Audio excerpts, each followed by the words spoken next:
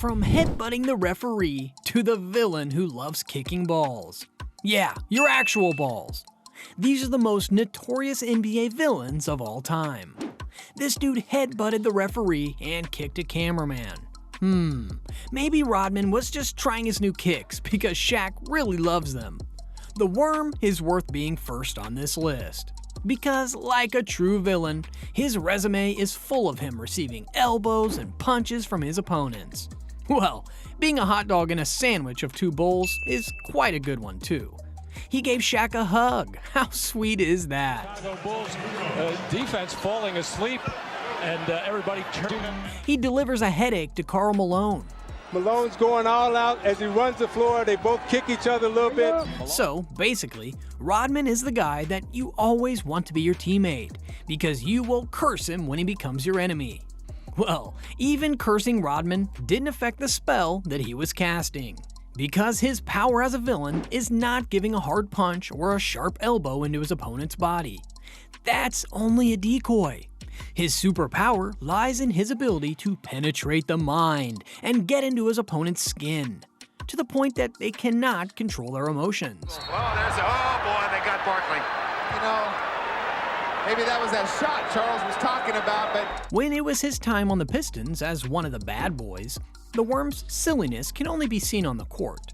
But when Madonna came into his life, everything off the court changed.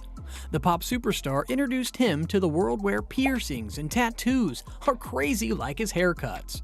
And that made Rodman's name become a synonym for the NBA. He became the Worm on and off the court. And by the time he encountered the next villain on the list, Rodman was an eagle. Seriously, Rodman is like a flying predator trying to take on his prey. But he doesn't know that his prey is a true killer for a reason. Reggie, the Knick killer, pushed Rodman. No, the NBA style of a push. Damn! Miller sprinkles some salt on the Worm. But there you see Rodman still clapping out of joy. Well, New York Knicks fans, even the most famous one, Spike Lee, doesn't have the energy to clap because Reggie Miller drained that energy. He threw up a three-point shot and then faced Spike Lee and did this. Miller giving the choke sign to Spike Lee. Spike is Just take a look at Lee's face. Even the woman beside him can't contain her happy condolences to the Knick killer's famous victim. And speaking of condolences, Lee's hair looks familiar. Well, scratch that, because you may be scratching yours after watching the top 3 on our list. Punching someone's balls. Ah! Believe me, this dude is one of the best point guards who walked on the court. But he is carrying himself like a 2 weeks worth of laundry. Because Christopher Emmanuel Paul is so dirty.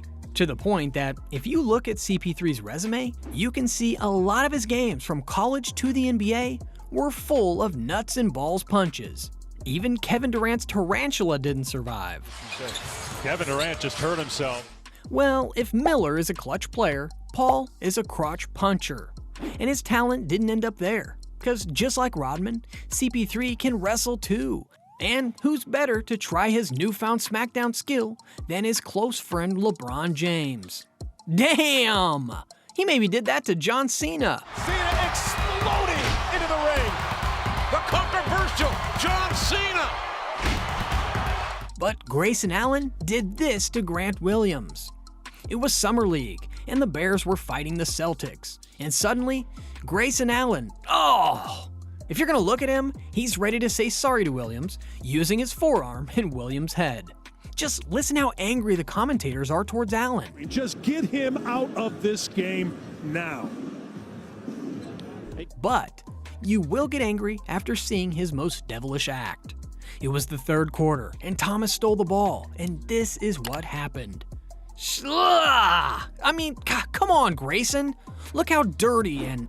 Oh, come on, man. It's not even the fourth quarter. Because of this, Caruso suffered a wrist injury and left the NBA for 8 weeks. But the most disturbing part here is that Grayson Allen didn't even bother to ask for an apology for what he did to Caruso.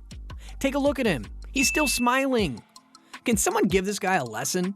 Grayson represents the phrase, "My dad is a lawyer," because he is like, that's your fault.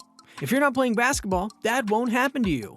Well, Grayson can push Williams and injure Caruso, but he can't move our man Satoransky. Oh God! Thank you, Satoransky. Yes, just like that. Walk away and act like nothing happened. Because the next guy on our list came back from an Achilles injury like nothing happened. Yep, we're talking about the Durantula that Chris Paul caught earlier. I can barely hear what you say. Kevin Durant just hurt himself. Well, it could have been a foul for me if I'm going to line KD to the likes of Paul and Grayson, because this dude, when in his Thunder years, well, he was actually a nice guy, to the point that even if you fouled him so hard, he would not raise his voice. His big and long hands would speak to you in the face. My goodness, boy, he couldn't get I'm Kevin Durant. Y'all know who I am. Well, honestly, KD was a pretty good guy until 2017. That's when everything changed. KD made the Warriors invincible by giving them the weapon they needed. KD himself. And just like everything else in life, it has a price to pay, because success like that is a magnet of rage for fans. And we know that on-court KD is tougher than your girl's makeup. But when it comes to criticism, he is so soft. And this element of softness pushed KD to commit this villainous act. He created fake accounts and attacked social media identities. That is such a high school move. But KD's creative talents didn't end there, because 4 years after leaving the Warriors, Durant is not done yet. He created an account of the super team, but this time in real life, and it's in Brooklyn. While logging out Steve Nash's account on the Nets, in 2023, he found himself sending a friend request to the Phoenix Suns in order for him to join Devin Booker and the one who punched his masculinity, Chris Paul. If we are going to look at it closely, we can see that KD fully embraces his homeless villain role. Well, that was a smart crossover for being the hero, because his reputation will never be the same again. Same as Kyrie Irving's anti-vaccine mindset, this dude really believes the earth is flat, and that there is no picture of it, blah blah blah. And fans started to look at him differently, somewhat like a misunderstood villain that loves to add fuel to the fire. Now, let's go back to Chris Paul, because if CP3 loves punching balls, the last dude on this list has a hobby of poking eyes. Oh! Draymond Green is like a more muscular but equally dangerous villain like Grayson Allen. And just like Chris Paul, his favorite buddy when it comes to trying new tricks is LeBron James. Yeah, that's a foul. He argues all the time. Maybe he's just trying to remove something from King James's face. Yeah, boy. And he is concerned. So he did it again. Dang! Goes up the block. This is a huge call, again, because it will be free throws and possession. But the King was lucky, of course. What did Draymond do to Harden's eye?